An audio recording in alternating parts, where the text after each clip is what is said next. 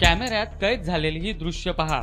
ही दृश्य पाहिल्यावर तुम्हाला नक्कीच वाटेल हा एखादा दारूचा अड्डा आहे। थांबा, आता नीट पहा। पाहिलत ना, हे आहे गोवंडी मधलं पालिकेचं शताब्दी रुग्णालय। मात्र हे रुग्णालय आता दारूचा अड्डाच बनलंय